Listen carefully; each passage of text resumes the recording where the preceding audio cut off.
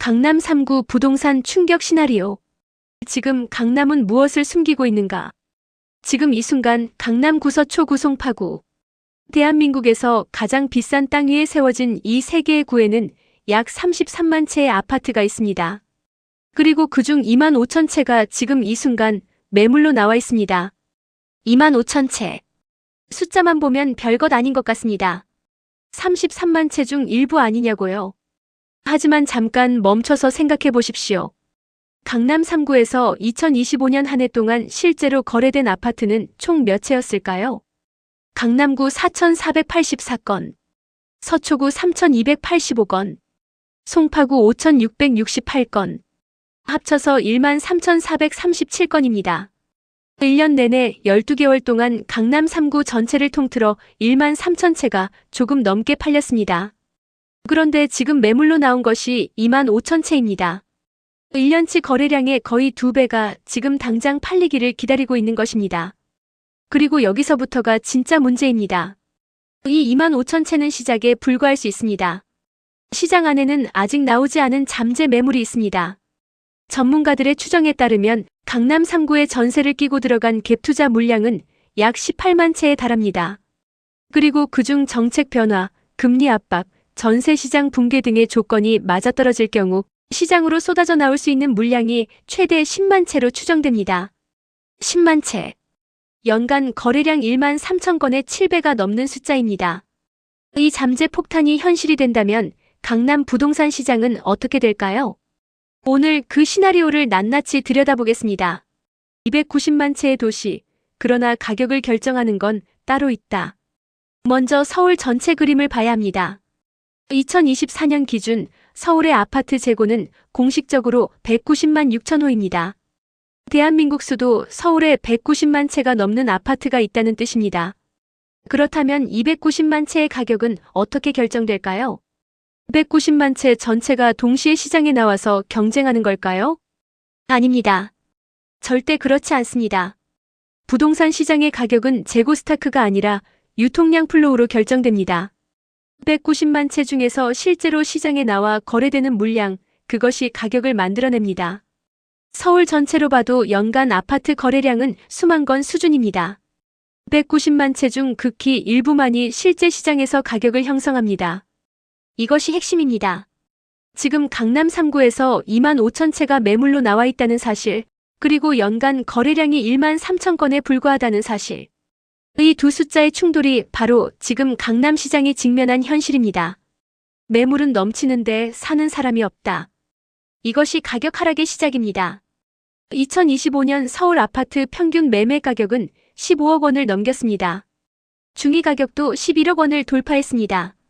서울의 주택 구입 부담 지수는 155.2. 전국에서 가장 높은 수준입니다.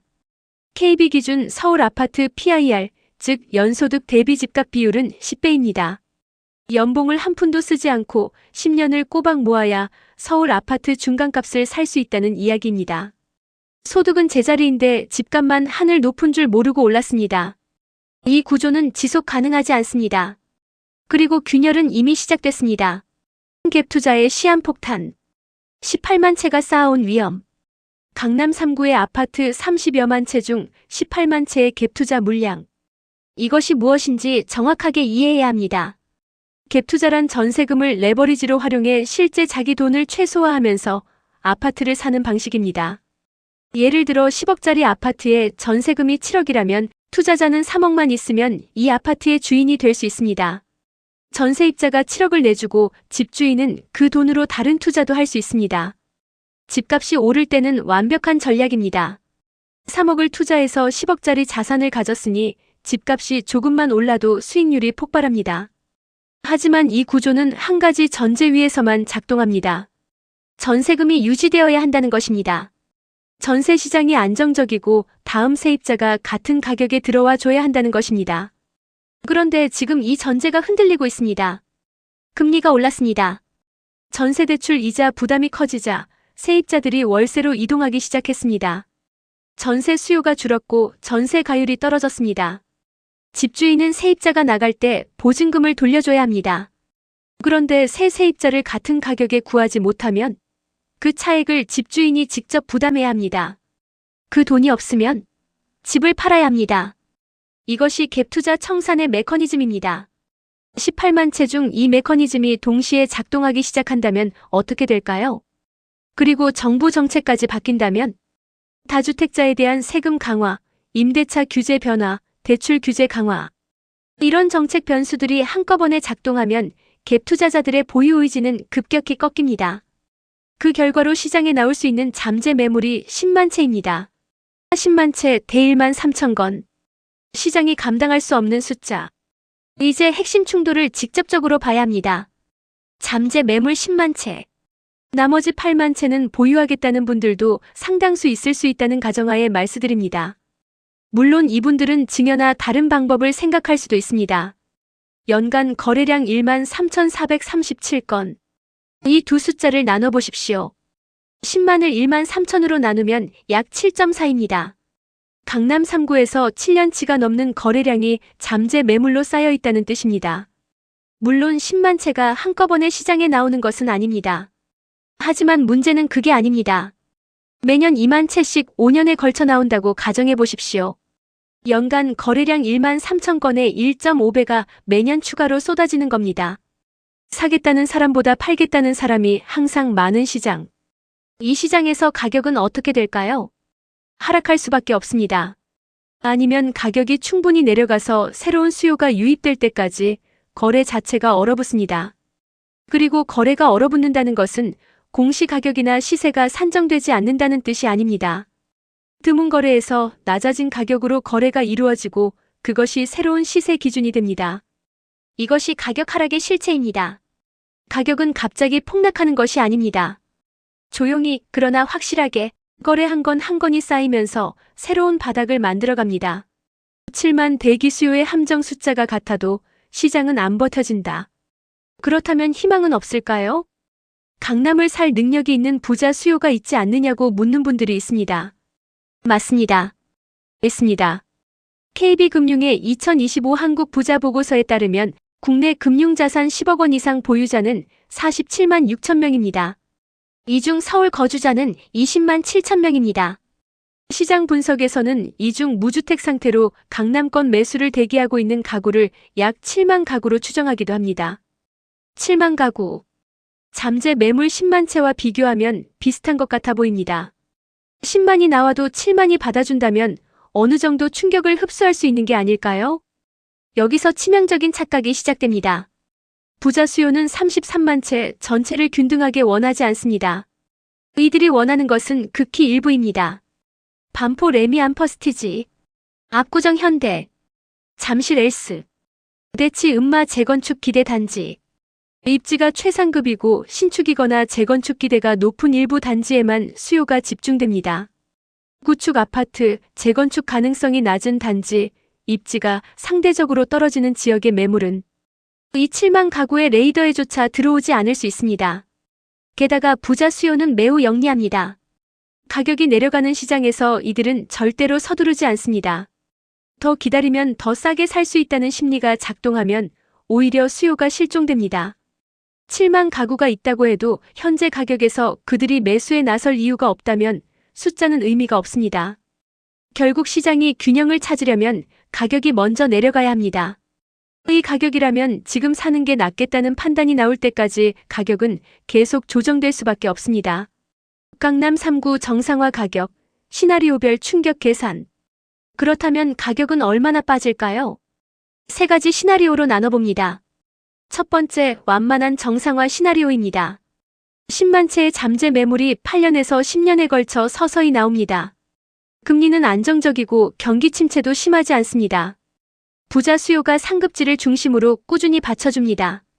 이 경우 강남 3구 전체 명목 가격 기준으로 10%에서 20% 하락이 가장 현실적입니다. 하지만 물가를 반영한 실질 가격으로는 20%에서 30% 하락입니다. 집값은 떨어지지 않아도 물가가 오르는 동안 집값이 제자리면 실질적으로 집값이 내려간 것과 같습니다. 이것을 실질 하락이라고 합니다. 중요한 것은 이 시나리오에서도 차별화가 극심하게 나타난다는 점입니다. 압구정, 반포, 잠실, 신축은 덜 빠집니다. 반면 구축, 대형 평수, 입지가 애매한 단지는 이보다 훨씬 더 빠질 수 있습니다.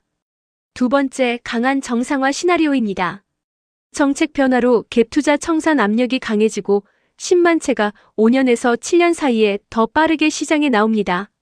전세가율 하락과 대출 규제까지 동시에 작동합니다. 이 경우 강남 3구 평균 명목 가격은 20%에서 35%까지 하락할 수 있습니다. 지금 강남구 평균 아파트 시세가 20억이라면 35% 하락 시 13억으로 내려간다는 뜻입니다. 구축 단지와 재건축 지연 단지, 입지 열이 아파트는 이 범위의 상단까지, 즉 35% 이상 하락하는 경우도 배제할 수 없습니다. 이 수준까지 내려와야 비로소 7만 대기 수요가 지금이 바닥이다. 사자는 결론을 내릴 가능성이 커집니다. 세 번째, 일본형 장기 침체 시나리오입니다. 일본은 1991년 부동산 버블 정점 이후 수십 년간 하락과 정체를 반복했습니다. 서울에 이 시나리오가 그대로 적용될까요? 그렇게 보기는 어렵습니다. 서울은 수도 집중이 일본보다 훨씬 강합니다. 재건축 기대가 살아있고 공급 가능한 토지도 제한적입니다. 전세제도라는 독특한 구조도 있습니다. 그래서 서울, 특히 강남 핵심지는 짧고 깊은 폭락보다는 중기 조정 후 장기 횡보에 더 가깝습니다. 명목 가격이 제자리이지만 실질 가치는 서서히 내려가는 방식입니다. 일본처럼 30년 붕괴 가능성은 낮습니다. 하지만 이전 고점을 회복하는데 10년 이상 걸릴 수 있다는 가능성은 충분히 열어둬야 합니다. 정상화까지 얼마나 걸리는가? 시간표를 읽어라. 부동산 시장의 조정은 주식 시장과 다릅니다. 주식은 하루에 20%, 30%가 빠질 수 있습니다. 하지만 부동산은 그렇게 움직이지 않습니다. 거래가 뜸해지고 호가가 서서히 낮아지고 낮아진 가격에 결국 누군가가 팔고 그 가격이 새 기준이 됩니다. 이 과정이 반복됩니다. 그렇다면 강남 3구 부동산이 정상화되는 데는 얼마나 걸릴까요? 가장 현실적인 시간표는 이렇습니다. 1단계, 1차 가격 재조정 2년에서 4년. 잠재 매물이 본격적으로 시장에 나오기 시작하고 현재 2만 5천 채의 매물이 증가하면서 호가와 실거래가 사이의 괴리가 커집니다. 팔리는 물건은 낮은 가격에 팔리고 그것이 새로운 시세가 됩니다. 이 과정에서 명목 기준으로 10%에서 20%의 조정이 이루어집니다. 2단계, 거래 회복과 바닥 확인 4년에서 7년. 가격이 충분히 낮아지면 대기 수요 일부가 매수에 나섭니다. 거래량이 조금씩 늘어나며 시장이 살아납니다. 하지만 이것이 반등의 신호인지 일시적 반등인지 알 수 없어 시장 참여자들은 여전히 관망합니다. 이 시기가 가장 길고 불확실한 구간입니다. 3단계, 실질 정상화 완료 7년에서 10년. 수급 균형이 어느 정도 맞아떨어지고 잠재 매물이 소화되면서 가격이 안정됩니다. 하지만 이전 고점 대비 실질 가격은 여전히 낮은 수준일 가능성이 높습니다. 이것이 새로운 정상입니다. 이 시간표의 전제는 별다른 외부 충격 없이 시장이 내부적으로 조정되는 경우입니다. 만약 금융위기, 경기 침체, 급격한 금리 인상이 겹친다면 이 시간표는 앞당겨질 수 있습니다. 충격은 더 깊어지고 기간은 더 길어질 수 있습니다. 반대로 정부가 강력한 부양책을 쓰거나 공급을 강하게 억제한다면 조정폭이 줄어들 수도 있습니다. 하지만 역사적으로 정부 정책은 시장의 근본적인 방향을 영구적으로 바꾼 경우가 드뭅니다. 지금 당신이 결정해야 할 것. 오늘 우리가 살펴본 숫자들을 다시 한번 정리합니다. 강남 3구 현재 매물 2만 5천 채. 연간 거래량 1만 3,437건. 갭투자 추정 물량 18만 채. 잠재 출회 가능 매물 10만 채. 대기 수요 추정 7만 가구. 이 숫자들이 말하는 것은 단 하나입니다. 지금 강남 부동산 시장은 매물이 수요를 압도하고 있다는 것입니다. 그리고 아직 나오지 않은 잠재 폭탄까지 감안하면 현재 가격이 유지될 근거가 희박합니다. 강남 3구는 일본처럼 30년간 무너지지는 않을 가능성이 높습니다. 하지만 이것만큼은 분명합니다. 지금 이 시장은 가격을 지키는 시장이 아닙니다. 시간을 들여 가격을 낮춰야만 거래가 성사되는 시장으로 바뀌고 있습니다. 10년 전 강남 아파트를 샀던 사람들은 모두 옳았습니다. 아니, 옳았다기보다 운이 좋았습니다. 그 시절 강남을 산 것은 탁월한 선택이었습니다. 하지만 지금은 다릅니다. 지금 이 시장에서 섣불리 강남 아파트를 매수하는 것은 아무리 입지가 좋아도 10년 이상 원금 회복을 기다려야 하는 리스크를 안고 가는 것일 수 있습니다. 강남 3구의 아파트를 보유하고 있다면 지금이 전략을 점검해야 할 시간입니다. 강남 매수를 고민하고 있다면 지금 당장이 아니라 시장이 충분히 조정된 이유가 훨씬 유리한 시점일 수 있습니다. 그리고 무엇보다 누군가 강남은 절대 안 떨어진다고 확신을 팔고 있다면 오늘 이 숫자들을 다시 한번 떠올려 보십시오. 2만 5천 채의 매물, 1만 3천 건의 거래, 10만 채의 잠재 폭탄. 숫자는 거짓말을 하지 않습니다. 이 채널이 도움이 되셨다면 지금 바로 구독 버튼을 눌러주세요. 좋아요와 알림 설정까지 해두시면 이런 부동산 시장 분석 영상을 가장 빠르게 받아보실 수 있습니다. 다음 영상에서는 강남 부동산 외에도 서울 전체 수급 구조와 향후 집값 전망을 더 깊이 파헤쳐 보겠습니다. 끝까지 시청해주셔서 감사합니다.